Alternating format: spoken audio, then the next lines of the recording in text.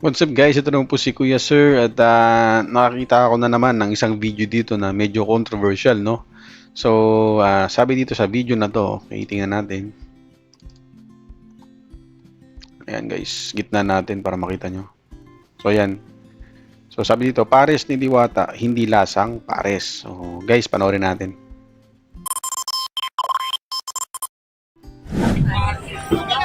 Kasi ito ang pagluluto kasi ng kanin. Yun yung may, yung stand. Star anise. Dapat nalalasahan mo yun sa kanin. So, yun yung wala. Oh, okay. So, for me, hindi siya pares. Pero, Totoo yan. Pwede na. pwede na. Pangmasa talaga. Oo. Pero, ano naman yun, parang, sarap din naman siya. Kaya ito pili ko lang. Kaya may mga nabibisa ko. Kasi nga, ang nakalagay pares. So, pag narinig mo kasi yung pares, syempre meron na tayong nakaprogram sa utak natin ng lasa ng pares. Yes po. Tapos pag tinikman mo siya, wala kang malalasang baas ng pares. As in, wala. Kasi ang Paris may Ako guys, hindi ko pa natitikman tong pares ni Diwata. Pero, yung base dyan napanood ko before, yung mga nag-a-honest review, ang lasa daw ng pares ay lasang mami. No? More on maalat siya. Mami. Ang pagkakaalam ko sa pares ay medyo manamis-namis dahil nga pares yan at dapat yan ay may star anise. No? Dapat malalasahan mo yun. So, based dun sa napanood ko, more on sa maalat side siya. Sabi din nung ibang hindi ko nababanggitin nung ibang food vloggers ay nasa maalat side siya at hindi siya pares talaga yung lasa. So parang tama tuloy yung sinasabi nito ni Ma'am. tinatawag na star anise ba yung sinasabi mo? Oo, may anis. Tapos medyo anis. Oo. Tapos ang kakaiba pa rito, yung naman niya, yung malutong, Oo, malutong. na tumama dun sa lasa ng sabaw, pero hindi siya pwedeng tawagin pares. Para sa akin How about sa price, ma'am? ay okay lang sila. Ano naman yun? Sa price, okay naman. Sandaan lang ba? Yes po, sandaan lang po yan. Hindi lang yung plain. Pero yung barbecue masarap.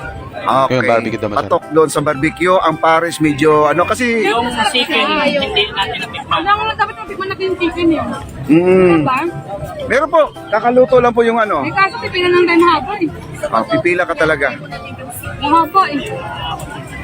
Yun no, at nandito po itong Masarap na rin. Hindi lang siya pares. Para sa akin naman, Parang- kawali yung lasa ko. lechon kawali na may sabaw, parang ganon. Oh, legit. Parang gano'n. Parang yun nga din sa napanood ko before, ang sabi daw nila yung lasa nung sabaw ay humahalo na yung mga lechon kawali sa ibabaw na nakatoppings, yung overload na sinasabi.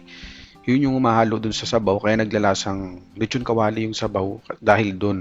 Nabababad yung sabaw dahil dun. Kumbaga, nawawala na yung essence ng pares, which is daw hindi naman daw talaga siya pares yung lasa. Pero pasok na yung panlasa, pasok sa panlasa, masarap siya pero hindi siya pares. Yun yung gusto sabihin nila, ma'am. Yung kawali ng may sabaw. Oo, lechon lechon kawali kawali na na may. sabaw. Kung malapot-lapot ang korte, parang ano na Pero yung sa totoo lang, ito okay yung hindi siya masarap. Kasi masarap naman siya. Hindi lang lasang pares. Yun. Yung sabi nga nung ibang mga nagdi-diss kay Diwata, yung mga nagbabash, no? Sabi hindi raw masarap, hindi raw worth it yung binayad, ganyan-ganyan. Kumbaga parang hindi daw okay yung lasa, may sunog na part, may ganito, basta may ganyan. Yun nga sabi ni Ma'am, OA daw. OA talaga yung sabihin mong hindi masarap. Kasi kung hindi yan masarap guys, hindi yan magba-viral. Okay, hindi lang daw talaga siya pares, which is contradicting dun sa Diwata pares overload.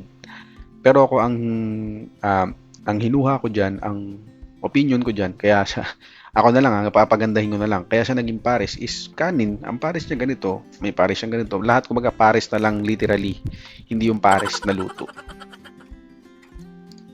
Hindi lang lasang pares. Yung makakasamahan. kasi kung alam yung Paris ng Ritero, yung may parisan kasi sa Ritero. Malayo. Iba yun kasi dinala ko na tong isang kaibigan ko gusto niyang balik-balikan daw yun. Napakasarap daw ang Ritero original. Sa Ritero. Ritero. Hindi pa nakatigil naman. Napakasarap sir. Napakasarap. Yun ang para sa akin yung tunay na pares. Ayun. Ayan. Ito kasi may ibang combination nito eh. So kakaibang Oh. Paris lang talaga ang portion Ah, mo. Oo, iba yeah. yung kanyang style. Pares na may ano, Unorthodox ano yung gawa nito may pagkakagawa. sabaw. Oo, tapos Lalo ang sa kanin, siyempre yung pares. Pag alam natin ang pares, ang kanin, yung brown, Oo. wala siya white. At saka ito, dapat ang pares talaga. Eh, pero ang lasa niya, okay. Masarap po sa masarap. Yan nga lang, pag pinumperm mo sa pares, iba ang lasa niya. Ang lasa nito, lechong kawali. Pero ako guys, hindi na ako magko-compare. Kumbaga, pupunta man ako dyan, kakain ako. Hindi dahil hinahanap ko yung pares. Gusto kong ma-experience yung kumakain doon, mismo doon sa lugar na yun. Kumbaga kasi hindi naman natin masasabi lahat ng tao. Pag pumila ka, makakakain kayo, di ba? So, yung iba dyan, naiinip, umaalis sa pila. So, kung ako pupunta man ako dyan, gusto ko yung medyo konti yung tao para ma-enjoy ko yung kinakain ko. Kasi sabi nga, kapag maingay, madaming tao, madumi, may ano, basta may lakad ng lakad, nagiging aware ka sa paligid, so hindi ka makapag-focus sa kinakain mo. So mas maganda pumunta dyan ng konti yung tao. Pero I doubt na sa sobrang sikat na Diwata ay maubusan ng tao dyan. Pero may isa akong video na nakita na parang konti lang yung tao. Yung namimigay siya ng sabon, yun, naalala nyo yun, tsaka yung namimigay siya ng vape, yun, konti lang yung tao dun. Tsaka sa tingin ko, dumadami yung tao kapag nandun siya sa kanilang pwesto. Pero kung wala naman siya dun, parang hindi naman ganun kadami. Kasi siya yung dinudumog, hindi yung pagkain eh. Pero habang tumagot, ang harap mo. Oo. Habang tumatagal, Hindi, ito. Para manamnam mo yung lasa niya, kalimutan mo yung salitang pares. Yun. ay tama. No? May point ka doon. Ibang lasa eh. Kapag nilagay mo sa utak mo na kailangan mo yung lasa ng pares, wala talaga siya as in. Una, ang nakagawi ang pares, malambot ang laman. Ito medyo malutong. Kumbaga, ibahin mo na lang ng pangalan para ano. Pero masarap talaga siya dahil. Tapos, yung lasa niya, alam mo yung inaro sa pansit? Oo. Parang sauce na pang-pansit. Oo. Ganun yung lasa niya. Yun. Yun yung lasa niya. So, Ayan, okay na. Basta kung iba, wag lang ano sabing pares kasi ang lasa ng pares iba ang dila natin. Ang dila rito is bato. Tapos, may Chicharon. chicharon bulaklak. Oo, chicharong bulaklak. Batok sa chicharon bulaklak. Ayun. Ayan si Sherban Ayala. Pero pag kumakain ako nito, idol, hindi hiwalay ko yung baboy sa kansi ng program. Kumigay ako ng isa sa baw. Oo. Para yung crunchy ng lechong bato sa kansi na mahiwalay. Maramdaman mo yung sarap pag wala yung sabaw. Ang nakakatakot lang dito rito ka. Yung pagsumo mo, baka may langaw na sumasaw. Yun. Sa daming tao. Hindi, dami yung langaw. May sabi nung iba, magsintila ng ano, Adela. kandila Hindi, saka hindi, tama si Palag kanina eh. Baka malanghap yung ano. Pero Malalanghap talaga yun. Yun, problema. Isa pang problema pa pala. Bukod dun sa nakita kong post na walang kligo yung tao at daming tira-tirang pagkain, isa pa dyan sa problema sa mga ganyan ay yung langaw, yung mga insekto sa paligid-ligid, no? So, hindi natin maiwasan niya kasi may pagkain at may mga tira-tira nga. So, may iba dyan, may katabi pang basurahan, di ba? Nasa tabi pa kayo ng kalsada, hindi talaga maiwasan yan. So, kanto style talaga yung style kay Diwata, kaya tanggapin nyo na kung ano yung mararamdaman nyo dyan. Pero kung ako hindi na ako pupunta dyan para isama pa yung pamilya ko. Kung kakain man ako dyan, ako lang kasi I'm sure hindi kakayanin ng mga anak ko yung dami ng tao dyan. Tsaka nakaka-suffocate din. Mahirap na. yung mga, yung pumuputok-putok.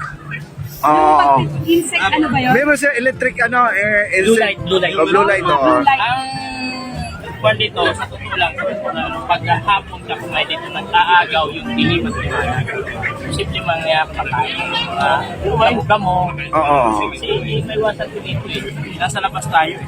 Tapos, anong part ng baboy na maaga? Kain ko lang. Bali nito, ba't ayaw ako humingi ng sabaw? Hindi ba? Oo, pwede. Hindi po si Kuya Germs ang dumating, kundi si Foreign Germs. Siya po ay foreigner na magaling magtagalog, guys. Videographer ko, nawala. Ayun. Ayan guys, so hanggang doon ko na lang i-play yung video. So, Si Foreign Germs na yun, yung huli nyo nakita. Bumisita rin siya. So, vlogger yun, foreigner, no? So, yun guys, ang setup nito, ang essence ng video na ito, ay para malaman natin, no? Nalaman na natin kung ano yung perspective ng isang customer doon, na honest review talaga. Yun ang pinaka-honest review na nakita ko, no? Merong positive side, merong negative side. Okay? So, ang setup doon ay masarap siya. Masarap daw siya. Sulit ang 100 pesos. Okay? Lasa naman siyang pagkain. Pagkain talaga siya. Pero hindi siya pares. Kasi kung ilagay mo raw sa isip mo na pares ito, okay, hindi mo talaga siya magugustuhan. Kasi nga, hindi nga siya pares. Okay? So, yun nga. Kaya, next time pagkakain kayo, huwag nyo na expect na pares yung lasa. Okay? Kasi hindi siya daw pares. Based din sa iba ko napanood na nag-food review, ay nasa more on sabaw siya. Masabaw at nasa mami. Papuntang mami at pansit yung lasa niya. So, yun lang guys. Maraming salamat sa pagsama. Okay? Hindi pa kayo nakapollow. Follow nyo naman ako. Okay? Then, puntahan nyo po itong aking YouTube channel. Ito po. Okay? User and Fam Official. Okay? Thank you ulit. Maraming salamat. God bless.